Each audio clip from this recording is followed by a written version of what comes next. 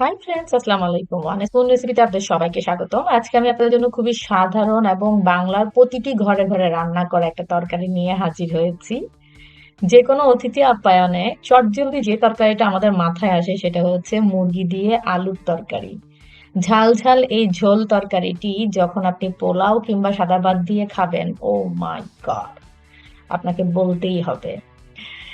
আশা করি আমার আজকে রেসিপি আপনাদের ভালো লাগবে। তাহলে দেরি না করে শুরু করা যাক।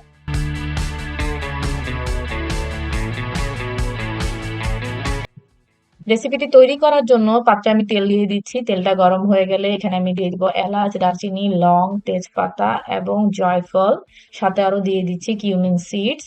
দিয়ে এটাকে খুব ভালো করে নেড়ে চেড়ে নিব এবং দিয়ে দিচ্ছি এখানে 1 কাপের মতন পেঁয়াজ। এখানে আমি পেঁয়াজটাকে বড় করে কুচি করেছি, কারণ এখানে আমি পেঁয়াজের বাটাটাও দিব, যাতে পেঁয়াজ কুচিটা দেখা যায়, সেই কারণে বড় করে কুচি করলাম। এখন এটাকে খুব ভালো করে নেড়ে চেড়ে অপেক্ষা করবো যাতে পেঁয়াজটা সেদ্ধ করে হয়ে আসে। আমার রেসিপিগুলো যদি আপনাদের ভালো লেগে থাকে তাহলে অবশ্যই অবশ্যই লাইক, কমেন্ট এবং শেয়ার করবেন। এবং যদি আপনারা এটা রান্না করে থাকেন তাহলে অবশ্যই অবশ্যই ছবি তুলে আমার ফেসবুক পেজে শেয়ার করবেন, আমার ভালো লাগবে।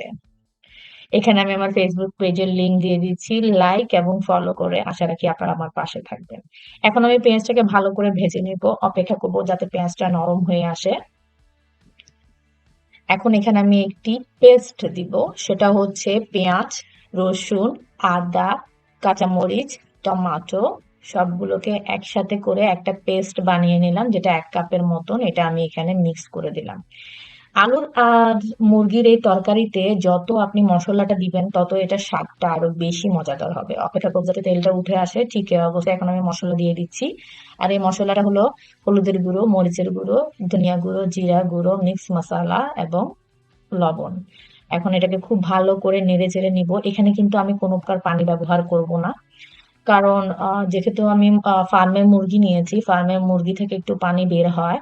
তো এখানে যদি আমি এক্সট্রা পানি ইউজ করি তাহলে খুব বেশি পানি পানি হয়ে যাবে, তো সেক্ষেত্রে আমি পানি ইউজ করব না। মশলাটা খুব ভালো করে নেড়ে চেড়ে এখন এখানে আমি চিকেনটা দিয়ে দিব। এখানে আমি পুরো একটা চিকেন নিয়েছি, সেটাকে ভালো করে ধুয়ে পরিষ্কার করে দিয়ে দিলাম, 1200 গ্রামের চিকেন। এখন আমি এটাকে খুব ভালো করে নেড়ে চেড়ে মশলাটা মিশিয়ে নিব। মিশিয়ে 5 মিনিটের জন্য ঢাকনি লাগিয়ে দিব। 5 মিনিট পর আবার ঢাকনি খুলে অপর পাশটা ঘুরিয়ে দিব, যাতে মশলাগুলো যেন ভালো মতন চিকেনের সাথে মিশে যায়। এখানে আমি চিকেনটাকে খুব বেশি কষাইতেছি যাতে মশলাগুলো ঢুকে যায়, যেহেতু চিকেনটাকে আমি আগে ফ্রাই করিনি। এখন আমি এটাকে খুব ভালো করে নেড়ে চেড়ে এটার সাথে এখন মিশিয়ে দিচ্ছি টমেটো। এখানে আমি একটি টমেটোকে ফালি করে নিয়েছি। ফালি করে এখন টমেটোটাকে মিশিয়ে দিচ্ছি। এখন এটাকে নেড়ে চেড়ে সাথে এখানে মিশিয়ে দিব আলু। এখানে আমি 4টা আলুকে ছিলে নিয়েছি, ভালো করে ধুয়ে সেগুলোকে টুকরো করে নিলাম, বড় বড় টুকরো করে নিয়েছি। কারণ মুরগির পিসগুলো যেহেতু বড়, আলুর পিস ছোট হলে গলে যাবে, তো সেক্ষেত্রে আলুর পিসটাও বড় করে নিতে হবে। খুব ভালো করে নেড়ে চেড়ে এখন আমি এখানে পানি দিয়ে দিব। পানি দিয়ে এটাকে সেদ্ধ করার জন্য দিয়ে দিব।